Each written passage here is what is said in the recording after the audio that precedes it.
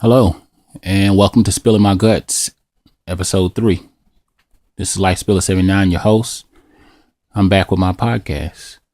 I had a few things that I wanted to talk about. I've been reading some articles here and there, and then just trying to sort out a topic. That's always the fun part, trying to figure out a topic or something of interest that I wanted to talk about, and then just trying to figure out a few other things that I wanted to discuss, because it just seemed like it's never enough time with these podcasts. Or what may happen for me occasionally is that I'll just lose track of time, or it'll be things that I want to talk about and then I forget. And so I've been trying to be a little bit more organized, because the podcast, I can't just go off the fly.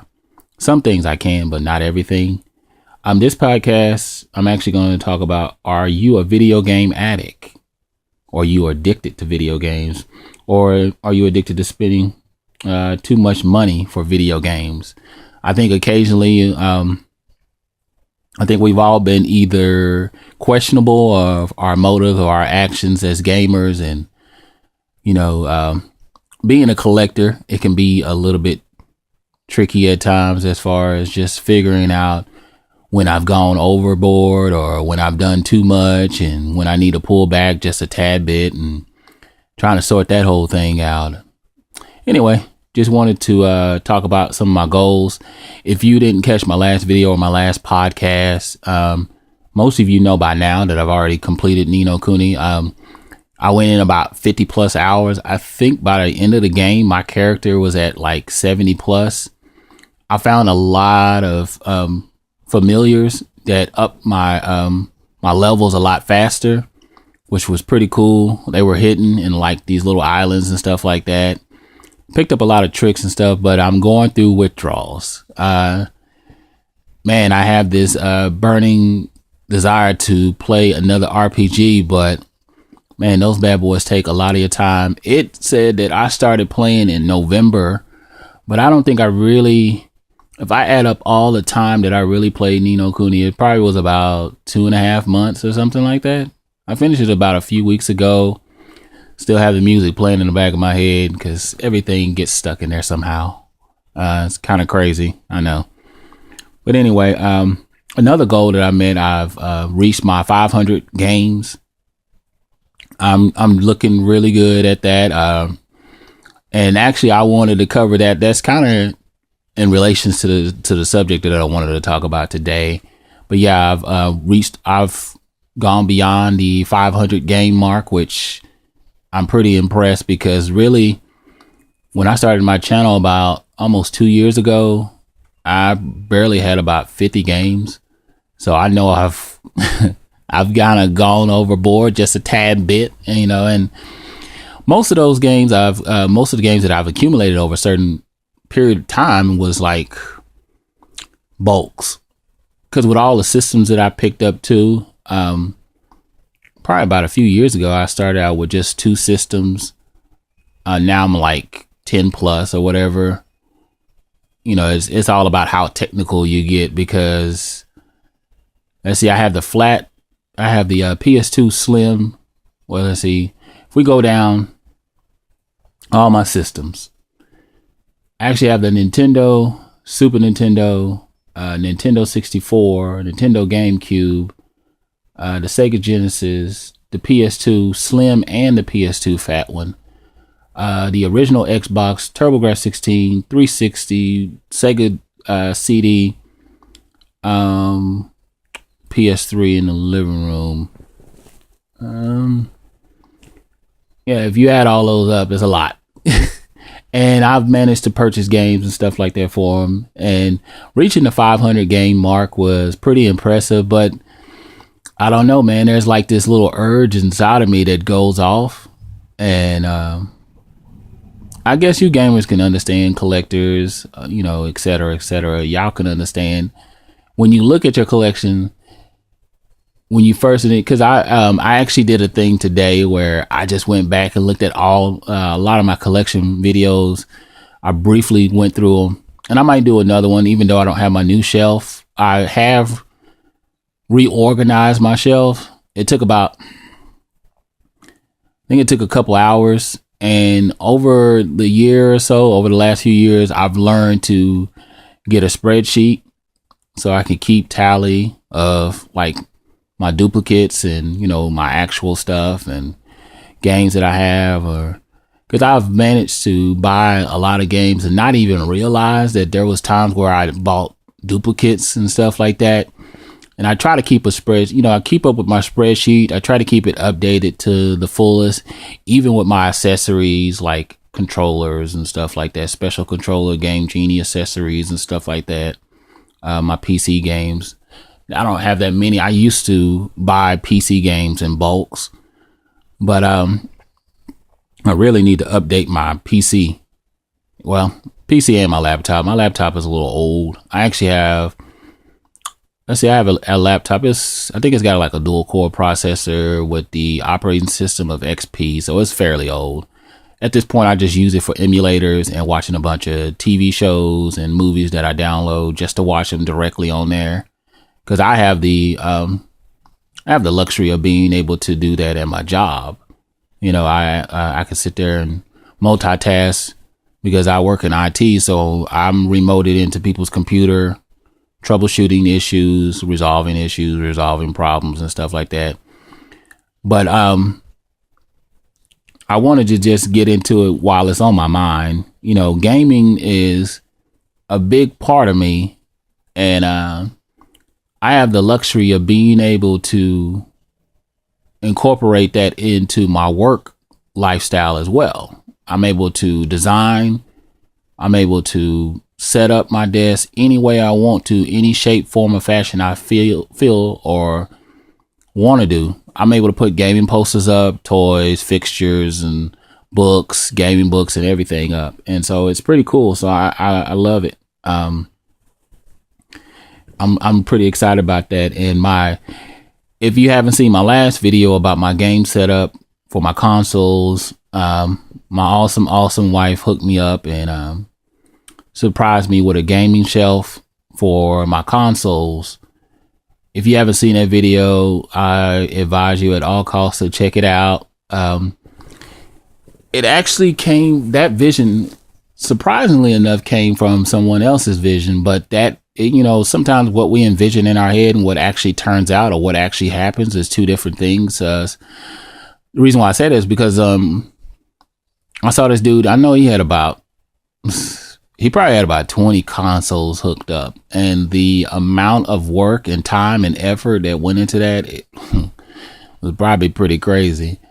But yeah, man, I finally got a shelf to be able to put a lot of my main consoles on display, and it's working out really, really well because like yesterday, for example, I probably played about 3 of my consoles. I was able to switch between the 64 to my TurboGrafx 16, and I think I played my Xbox for a little while too, or actually my PS2, because I've been playing a little bit of Banjo-Kazooie and then Legendary Axe, and then I think I started playing God of War 1 again because I just love playing that game. I don't know how many times I beat it at this point, but it's one of those things. If you got a game that you just have a certain amount of love for, you just go back and play it ridiculous amounts of time. So yeah, I was able to finish those goals off my list. Ni no Kuni, 500 games, and my game setup. Eventually, I'll find the shelf, and I'll be at a better place of happiness, I guess, because I really, really want a shelf. I'll probably do a collection video just to show you what things look like now, and then do another one a year from now or 6 months down the road. I did pick up, I was able to download Strider, the new Strider, and it's been getting mixed reviews, you know, and it's kind of funny to me that certain games get mixed reviews, and, you know, I just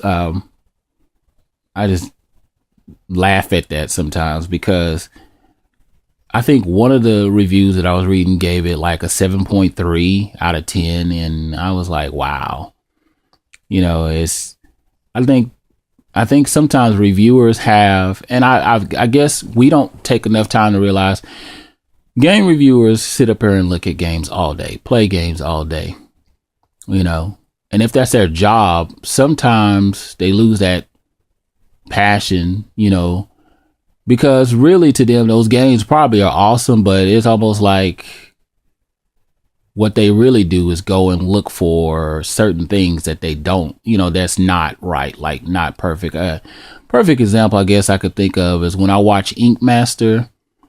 It's this show with Dave Navarro, this rocker. It's a bunch of tattoo artists. They're all in competition reality show, of course.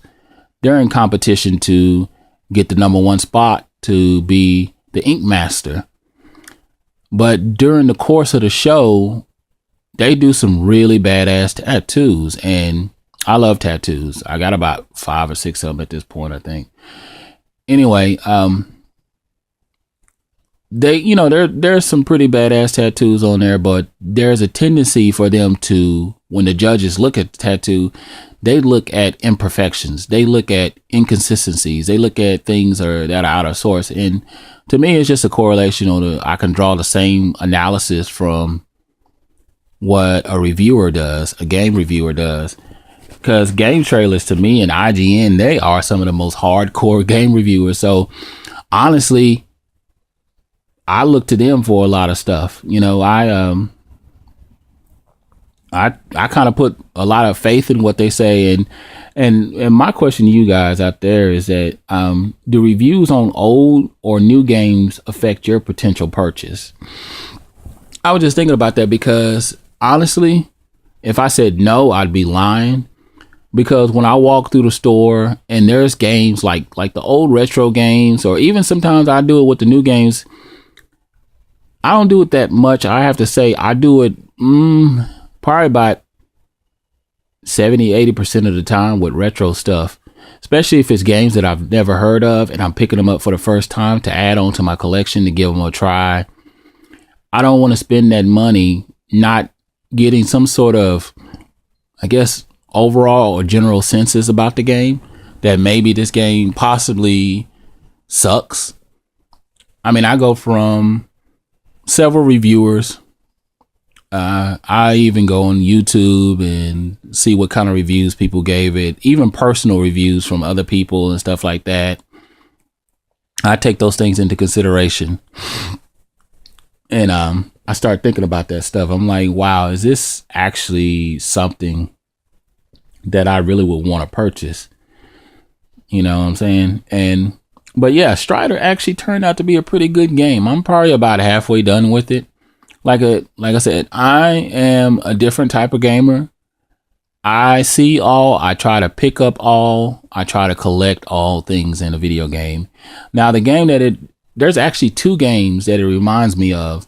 The new Strider, and it probably is. It seemed like they just kind of took away from some of the other companies that have designed or did the downloadable games, like the new Bionic Commando that came out. I think it was like in 09 or 08. All they did is revamp the old one that was for the NES, and they did a phenomenal job. Some of the mechanics, some of the graphics, some of the gameplay from that reminds me. The animation itself kind of reminds me from Bionic Commando. And then a game that most people probably didn't play but heard of if you have a 360 and you download it, was Shadow Complex. The power-ups and the gameplay remind me a whole lot with this new Strider. It's like they took a combination of those 2 games, and it's like I was saying before, it never takes away from the actual game, because the Strider game is phenomenal. They look like they revamped the Sega Genesis version, and they put some 3D elements in there and mixed with 2D elements, side scroller, platformer type of game, and it's really fun. I'm really enjoying it. Storyline, not so deep, and I think that's where it kind of loses some of its points, honestly. But it's one of those games that, to me, I enjoy it. I don't know about you guys, but there's a time where I could be playing a video game, and what I'll do is, if it's not one that requires a lot of my attention, I'm playing music in the background. And it doesn't matter what it is. I listen to all kinds of music. So I might be doing that. I might listen to music or something like that. Hell, I might even turn the volume down on the game. Not that I'm not interested in what's going on. If something phenomenal happens or something catches my eye, I might say ooh, ah, or jump back or whatever. But yeah, man, it's pretty cool. I've enjoyed it. I wouldn't give it a rating yet. I want to go through maybe to the completion of the game first and see what I feel like. I'm still playing Assassin's Creed 4. I'm still on the first island because I'll occasionally dive in and it requires my attention. So I have to get into that game. But back to the main topic of, are you a video game addict? Or are you addicted to video games? Or / do you spend too much money on video games? For me, when I walk into a video game store, it's like a euphoria feeling that comes over me, I guess you can say. I don't know, I get a rush. And I'll be honest with you. Like when I walk into a mom and pop store or pawn shop or thrift store, and some of the local spots that I go to, I already know to go to look at the games behind the glass, because it's going to be more than likely, they're going to have the games that I don't have. But at the same time, every time I go to the gaming store, it's like an experience. You know, think about something that you cherish so much, like maybe eating something sweet and you are building. I think it's a psychological kind of thing. You mentally prepare yourself for this experience that you're about to go through. And what happens for me is that when I walk into a store, like if I go into a store, I know they're known for their games, or I go to a pawn shop or a thrift store, or I hit up Craigslist or Amazon or eBay or Gamefly, because I shop online too, and looking for deals. I think that's the high. I guess that's really what it is. It's like a high, and it's a rush of emotions, of adrenaline going through your body, and it's a good thing. It's not over the top, out of, insane kind of thing. But when I do see bargains, there are times where I instantly, and I know for sure, like I've searched for these games, and you start to get a price range within your own head, and you already know, okay, look, I want to get this game. But at the same time, you're trying to map out, am I spending too much, or am I going to do too much this time around? And so I usually do a mental check. I start checking, let me just go through these collections, because most of the places have the games arranged from retro to current stuff. So I start scrolling through the games that they have available. Like half price bookstores, they usually keep a lot of games on shelf, and for the most part, it's a lot of retro stuff. They got some current stuff, but it's smaller, but the retro stuff is split off. And I always usually try to search in the clearance. I even look at stuff behind the glass, because I know they got stuff behind the glass that I don't have. Or I try to figure out, I get a gauge of trying to find places that's not charging too doggone much money. And so, yeah. But yeah, I always sit there and think to myself, am I addicted to video games? And there's questions that you would have to ask yourself. And it was funny that I even started thinking about that, because one day I was reading, and I'm always reading. And that's one thing you're going to learn about me, is that there's not a lot that I don't talk about that I don't know about.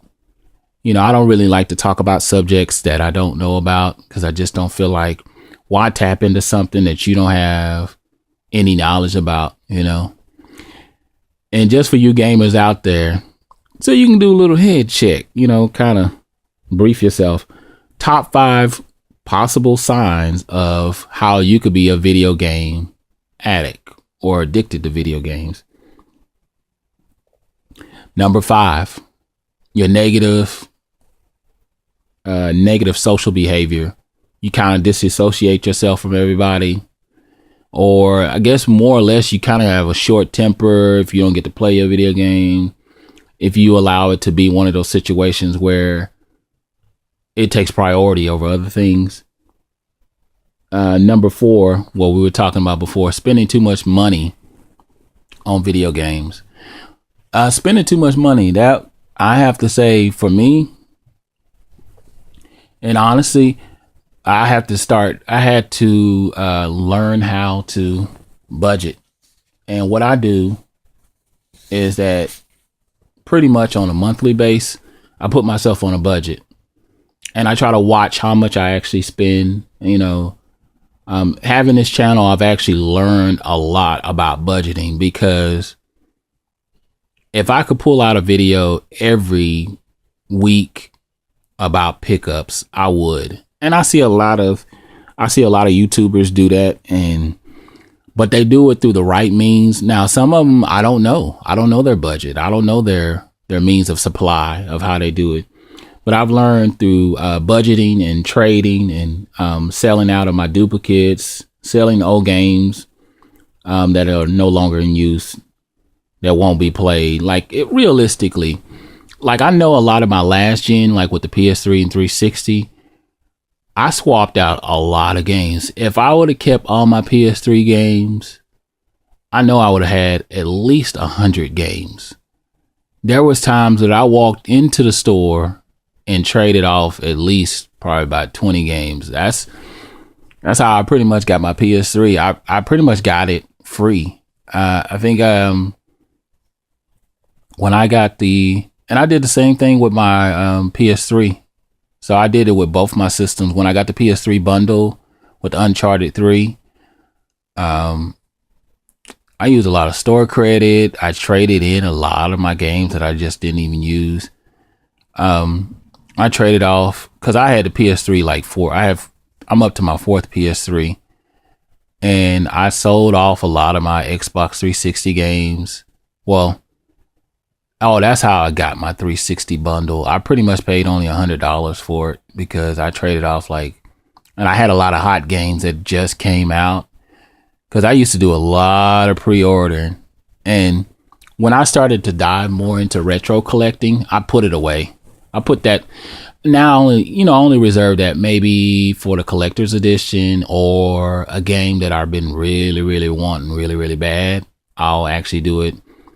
I think one year it got really bad for me. Oh my God. Like I said, I'm stuck on number 4, spending too much money for video games, because I remember pre-ordering at least 20 games. And I'm talking about not only games, but collectors. And I sat there and thought about just the games alone.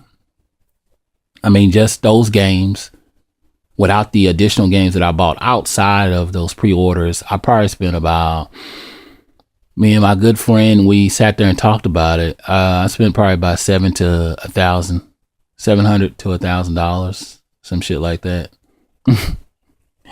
And let me just, while I'm on the roll of just being honest, man, I started this channel back in April 28th of 2012. It is now the month of March. And, like I said, when I started this channel, I only had about 50 some games. So I know I bought at least about 300 games in 1 year. And you can do the math yourself. Some of them I gotten really good deals on. Some of it has been just absurd. I know. So this year, I pulled back a little bit. The only why I've gotten a lot of games this year is because most of it was bundled. And bundles, bundles you tend to have a little bit cheaper. So that kind of works out in your favor. So I'm glad about that. I really am. But yeah, you can only imagine the amount that I've spent over time. Another thing is, like I said, buying in bulk saved me a lot of money. So those are a few things that I've learned to do over the time of having this channel. I've also started to try to do different things with the channel, so I didn't spend so much on video games, because I've been putting myself on hold for probably about the next month or so. I probably won't buy no games. Like, I haven't bought a game in a while, and for me, that's good. And that lets me know that I'm not addicted to spending too much, but, well, not addicted to video games. Spending too much, that's still up in the air for discussion. Yeah. B. Neglecting other areas of your life. You know, for me, I have the benefit of being in an environment or in a relationship with a woman who's pretty understanding. My wife is very understanding. My child and, you know, other family members are pretty understanding about what I love to do. And I love to play games. But I also balance everything out. I still get out. I still have a life. I still go out with my wife every other weekend, you know, and try to have a good time. You know, I love playing my games.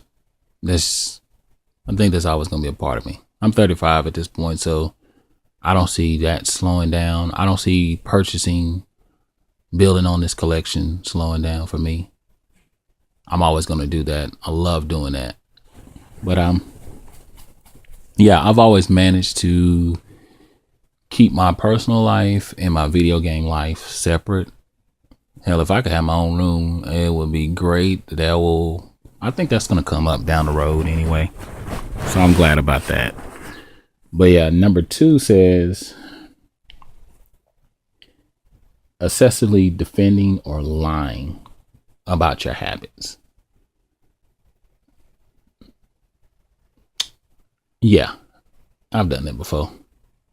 I've done it in the past. Well, not the habit itself. I think more the spending. And that's why I wanted to do a cross between video game addict and spending too much, because, you know, people can always get away with saying they're not a video game addict, like, or addicted to video games. But how much spending do we do? How much do we really, if you actually had to sit down and write how much you spend, how much would you say?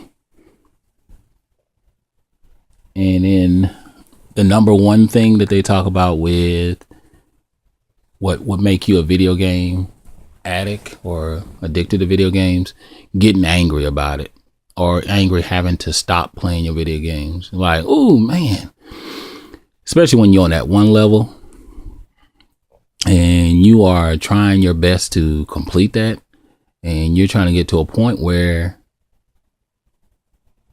you want to get to the next save point. Because some of these games now, they've gotten crafty about keeping the game pretty lengthy. So you can't reach that next point until you put in another 15, 20 minutes.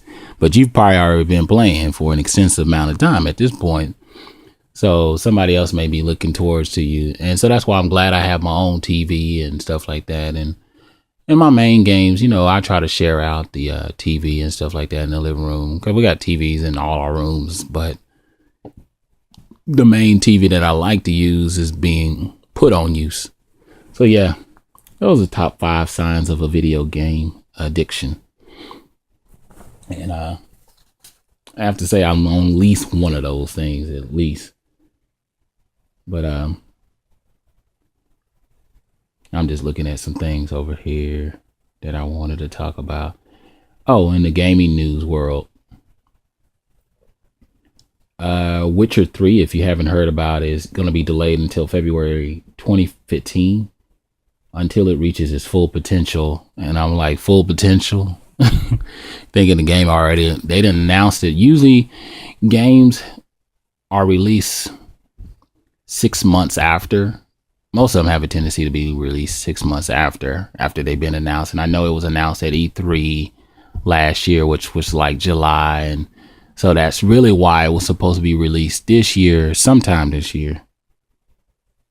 But I guess they decided not to. And it's fine, because it's going to next gen. And, you know, they're also going to have to incorporate it on the last gen. And other gaming news that I'm pretty excited about is Gone Home, a PC game. It was pretty much strictly for PC. It's coming to the consoles. Let's see. And just to give you, for you gamers who haven't heard of the game Gone Home, It's this character you play as Katie, a young woman who has returned home after traveling throughout Europe to find your family is not there. It is your job to find out where your parents and teenage sister Samantha have gone. So it sounds like a pretty interesting game. Um, from what I've seen, and I know it's done really well if it's a downloadable game and they're making a transition of wanting to basically move it to the consoles. I think it's supposed to come out sometime this year. They didn't give us a date on it yet. And other gaming news right now. Let's see here.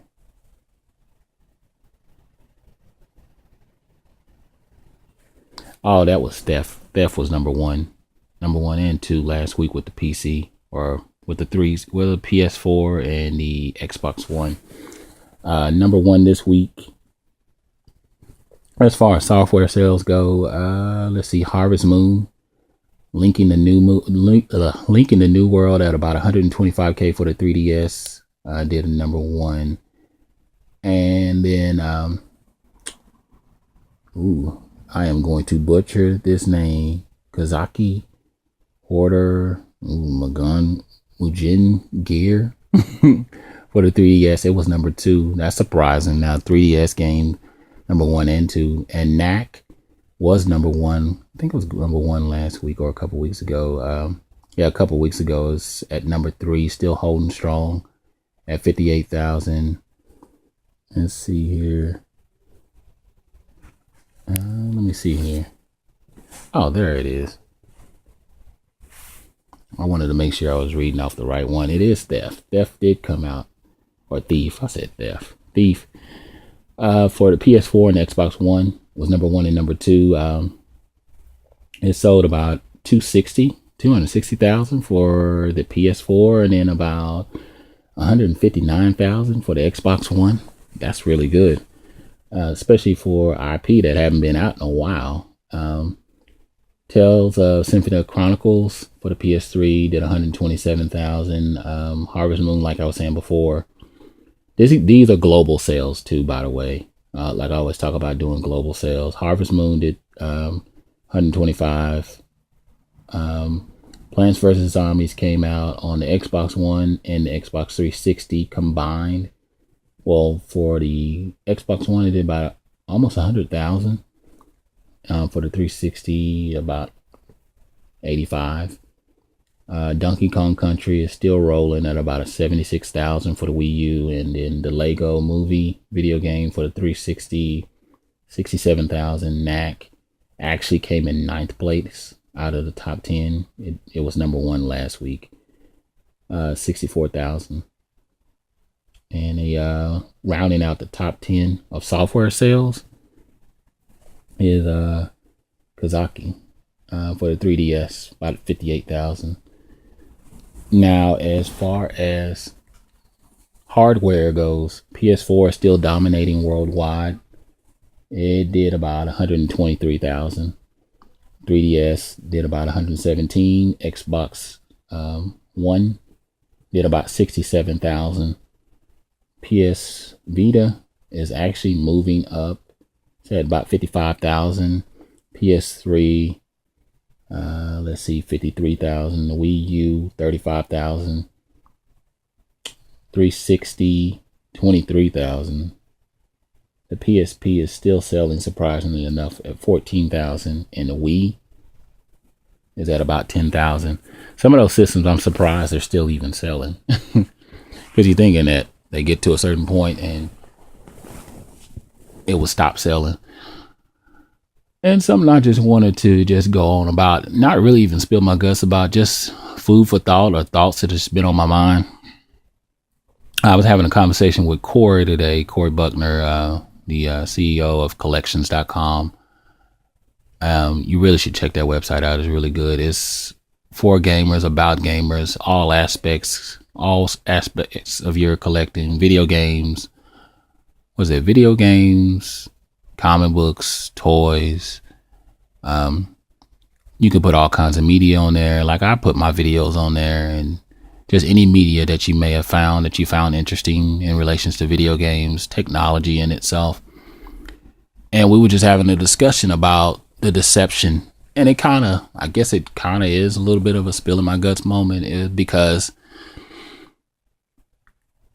as a gamer, I just want, like I talked about with the Xbox One and the PS4 last week or last podcast, I just want to be able to have an entertainment system, and console, not an entertainment system. And I think a lot of things are coming to light about Microsoft's real intentions. We kind of knew that in the beginning, so we really can't fool ourselves into thinking they've deceived us, because I guess to a certain extent, they were honest about a lot of the stuff that was going on, and we just allowed ourselves to think, oh, okay, eventually things will change. Eventually it'll be different, and the reason why I'm saying all this is because the sales are speaking for itself, because at this point, PS4 is over 6 million, at 6 million consoles. And they learned, like I was saying in my rant last time, they learned a lot, and they are doing it so well. They have made this generation about the gamers, not trying to outdo somebody technology wise, trying to show how fancy their processor can be, but really showing the full potential. We are only at the peak of the potential. These gaming companies can only give us so tidbit as to what the potential will be or what they can do. So it's just, even in comparison to the headlines that I've been reading about Watch Dogs, and it says Ubisoft said Watch Dogs visuals have not been downgraded, because there's been a lot of talk of that, because everybody's trying to max or trying to hit that 1080p, and to get that out of, was it 8 gigs of RAM and these processors that they're using now. I also was reading about Watch Dogs. I just said that, about Uncharted 4. They said they are carefully trying to create the game in a way where there's no hesitation, no stagnant, no stammered, no nothing, as far as no pausing or breaking up. How some of those games, when they're like at that 60 frames per second and you start seeing it skitzing on the screen and it starts to get distorted, or you can tell by the line in the conversation that the characters may be having, it starts and that's one thing I always loved about Naughty Dog. They are time efficient. They take their time with what they do. The product they bring forth is usually of quality. Any franchise they put their hands on have come out with a lot of meticulous precision and care. Which brings me to the discussion about Titanfall. And I know we have to be careful about not hearing all these mixed rumors and actual things. And they said the PC is running at its full potential, but the 360, of course, they're having problems with their servers and with their connection, and of course it wasn't going to run at 1080p because it's not, the graphic card, of course, is not there. I mean, the technology is not there. It can't handle it. They just flat out said it can't handle it, and it can't be done. And I'm glad they were honest about it. And that's why I'm saying we can't be so eager. And I know, and we can't be so quick to just say, okay, this is what's going to happen. We don't know. So, but yeah. Have you ever just thought about those things as a video game collector / person who loves to play video games? Are you addicted to playing video games? Are you addicted to spending too much money on video games? Before I go, just wanted to ask a few more questions. If I've held your attention this long, thank you. If not, hopefully you'll catch the recording. Are achievements and trophies a big deal to you? And if so, why? To me, it is. That's why I even brought up the question. I like it to represent my achievements, my fulfillments, my accolades, that I haven't just been playing these video games. What I like about it, because technology wise, it's able to transcend worldwide. People that may not be right there in front of your console, they may not know all the games that you've already completed or played, or accolades that you may have achieved and stuff like that. So I think it's a pretty cool idea. I like it. I like that other people are able to see my achievements on my 360, and I like people are able to see my trophies on my PS3. It's pretty cool. So tell me what you think. Now, wasn't gonna forget about you, Javier. I just had a lot of things that I wanted to talk about. Surprisingly enough, sometimes when you get started, it just gets good and you just keep going. He came up with a podcast question, and for you out there, if I find your question interesting enough, I'll bring it up. Hopefully I'll remember to write it down, because I just have a lot of things that just be gaming news. And him and we talk a lot on Twitter. He's really, really cool, real down to earth kind of guy. So he's real chill, and I have a lot of respect for what he has to say. And he was asking me, he said, his question was, and it was still in relation to GTA. It was about GTA 4. He said, let's see. Oh, how often did you change clothes in GTA 4? For me, I changed clothes on my character, which was, I'm about to say Ezio. Boy, I got a lot of, not Roman. Oh man, I'm going to think of his name later on, and I'm going to be so fucking pissed about it. Roman was his cousin. I haven't played GTA 4 in a while. I beat it twice, as you can tell. Hold on. I would change my clothes for that character according to my mood, or according to an event that was coming up. He said he took in, and I actually have, like I said, I have a lot of respect for Javier. He's really cool. He said he took in the full experience. He said he would change clothes every day. He would go and eat a meal. He would take in the full GTA experience. He said he would stop at lights, obey all the traffic laws and rules and everything. And see, as an evolving person, I've learned to gain perspective. And I was telling somebody that a while back, because I told them something and they just thought it was really nice. And I try to be as genuine as possible. Only time I come off rude is when people done piss me off. But I told them, in this world as a gamer, I've learned to gain new perspective from different people and different ideas and different ways of thinking. Because everybody don't think the same, act the same, feel the same, or want to do the same things as you. It's not bad. It's just different. All right. Well, I'm finna get ready to go ahead and get off of this, because I can go and talk for another hour or two. But this is Spilling My Guts, episode 3. I'm your host, Lifespiller79, and I'm out.